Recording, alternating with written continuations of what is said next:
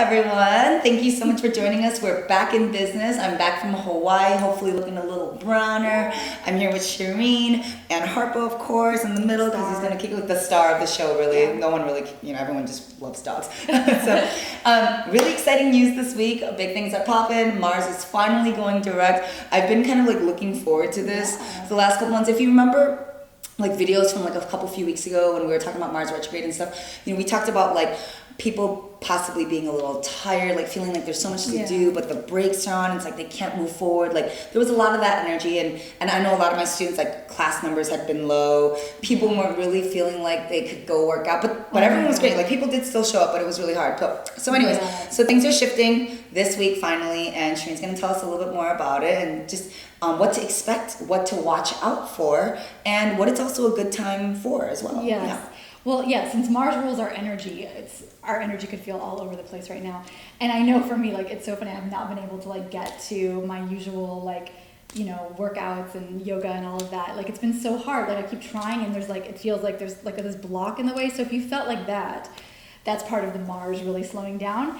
But as it shifts, we may suddenly feel like we want to do everything. We want to do 10 classes. And I feel like too, like, I've got like all this dance lined up, and all of a sudden I'm like, let's do it. But we have to be careful because like anything, there's been this like kind of pressure cooker energy of tension and frustration and just like all of the blocks of Mars being retrograde built up over the last 3 months. It's been retrograde since April. Right. So we could suddenly feel like it's like, if a car's been stuck in the stalled position, like when you try to like hit the accelerator. All of a sudden you're like, oh shit! You hit the accelerator, it's really bumpy at first. So pace yourselves, I would say. Like that's number one. Pace yourself, yeah. Pace yourself, and just be careful of like tripping, falling, like little weird accidents, because our energy's a little off. We could feel like either totally exhausted or totally exhilarated, and kind of a weird combination of both right now.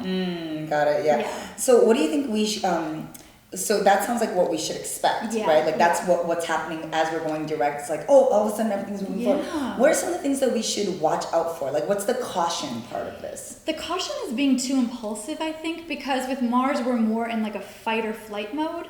So we're less likely to be really... Fire. Yeah, and it's in Scorpio, so we're really like totally obsessed about what feels poisonous and toxic, and how do we cut ties with it, and how do we transform it, and maybe even burn the house down in the process. And the point is to really think about it in terms of how to strengthen your own inner discipline and your own relationship to your aggression, to your ability to assert yourself and to confront things without necessarily overreacting or pushing something so far that you can't come back from it, because you've lost touch, let's say, with the part of you that was holding back. Yeah, it's like it becomes too extreme. We're kind of all, like I said, in this fight or flight mode. Right, because like a lot of surge. Adrenaline. There's a surge. There's a surge, right? So you might just be like, fuck all of this. Yeah, since that's exactly, it's got that like fed up energy. So try not to allow that to completely dominate. Like try not to feel possessed by that energy, but rather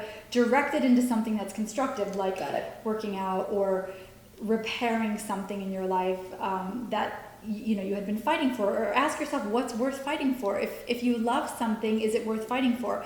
If it's a toxic job or it's like a really bad habit, or relationship, cut it off, maybe. Then this is the time. There's a lot of kind of irreversible